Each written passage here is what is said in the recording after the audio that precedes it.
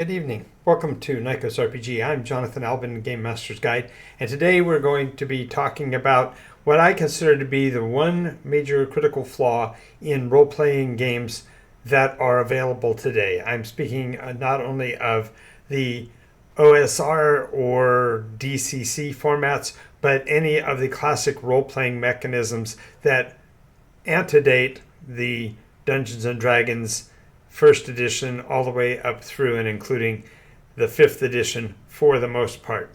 Now, I'm not obviously going to be able to speak to every possible RPG that is available. I may not even talk about the one with which you are personally affiliated with, but I'm going to be presenting to you this one critical flaw and referring to it in several different ways. And perhaps by the time we get to the end of the video, you'll already know the issue that I'm bringing forth.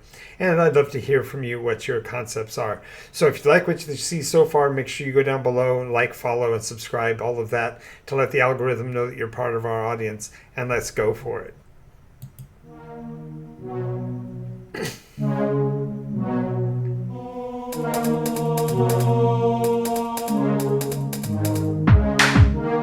Absorbing damage is the name of the game. From the claws of monsters or the heat from a ball of flame, or strength in numbers is a roll of the dice. Alrighty, so today we're going to be talking about many of the role-play mechanisms out there, and if yours is not part of it and the way I described the games doesn't match your personal play experience, then I'd love to hear about it. I'm particularly intrigued with those systems that don't fall into the trap that I'm going to be referring to, but I believe that most will. And if yours doesn't, I'd love to have you comment and let me know which system you're utilizing so that I can review it. I will be doing reviews of other products. Just recently, I did a video on the Daggerheart system, so that'll be linked right here. And then I will also be doing new ones on other of the roleplay mechanisms that are currently available. And I will be analyzing them in the light of 50 years of GM experience and my take on where they are going. So first I need to say that for the most part, this error of which I'm speaking is not necessarily baked into the mechanisms of the games that are being played, but it is, and though it is not their fault, they are responsible for, pardon me, they are responsible, however, for its promotion and how it developed, and it is the responsibility, therefore, of each of the game designers to have actually delineated ways to avoid it, and as such I have not seen any mechanisms that do this so far. Again, with the possible exception of those games of which I've currently discussed. Now, this problem, if you will, this conflict issue is found in a wide array of games, and the pieces of which I'm speaking will become apparent as we go through these 10 specific points. So the first off, the role-playing game mechanisms fundamentally promote this flaw. From the beginning, they explain how conflict occurs, how combat is demonstrated, and they refer to how it is resolved and how it ends. And, man, I apologize. And the process by which the players reach the conflict simulation's end fundamentally leads to this ongoing challenge. Fundamentally, there are no descriptions given on how to avoid the outcome that I'm referring to, and this game mechanic fundamentally resolves itself once this final solution is reached. Wow, I'm having a problem tonight. And secondly, a brand new game master is almost always prone to the support of this dangerous conflict resolution because, pardon me, I'll have to go back and edit those out. Because the novice game master wants to see how the mechanism works and resolves it to its conclusion, and therefore they themselves foment this resolution point. And because of this, the players get used to this being the outcome. They get used to the resolution being tied directly to this conclusion. As a matter of fact, the majority of roleplay games mechanisms literally revolve around this conclusion. There's the description of different guilds that are involved and how the players can be connected to local groups that help the support of this ending conclusion. And fundamentally, it helps to disconnect the player agency from the final solutions altogether, because it's literally all or nothing. And if you haven't figured out where we're going yet, the opposition to this is hard to argue. If you create a monstrous creature that is unrepentant and cannot be coerced, then you give the players no opportunity other than to conclude the situation with the demise of the creature. And it's hard to argue when you have actually solved the problem by killing the monster.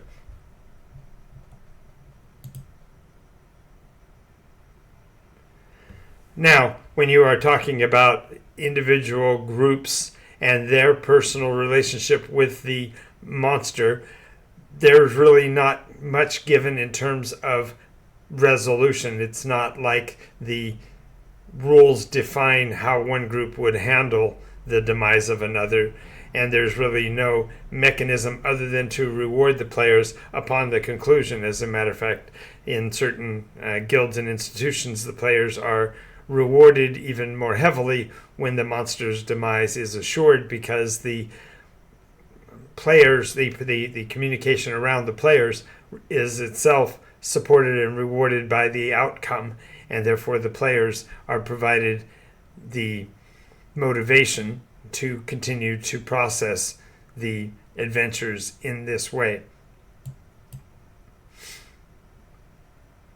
Now, the players fundamentally aren't connected to this. As a matter of fact, the players become inured to the idea simply by the mechanism of constantly being involved in the killing of monsters. There is numerous conversations that talk about the development of perhaps the concept of a murder hobo, where the players are actually advocating for the elimination of an enemy to its extreme, whether that be genocide or worse. And there are also population control arguments made for some kind of controlled eugenics program. And both of these are dangerous in roleplay mechanisms, because you are providing the players with permissions beyond just simply advocating for the survival of the characters and the protection from the villains, but you're actually advocating for the overt destruction of them.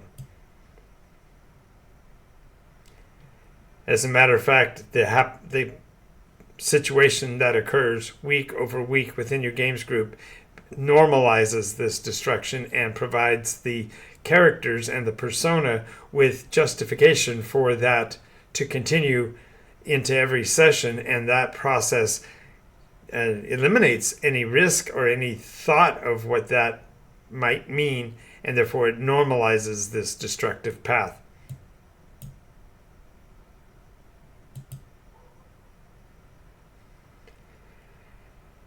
Furthermore, when you have groups that are communicating with each other during a session, perhaps a player has himself been in a conflict and then brings that story to another group,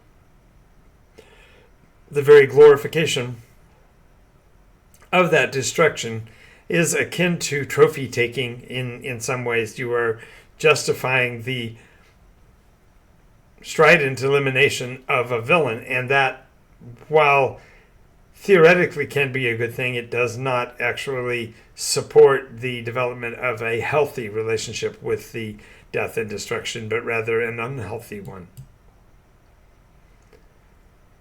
And of course, there's all the tropes of kicking down the doors, killing the monsters, and taking their loot.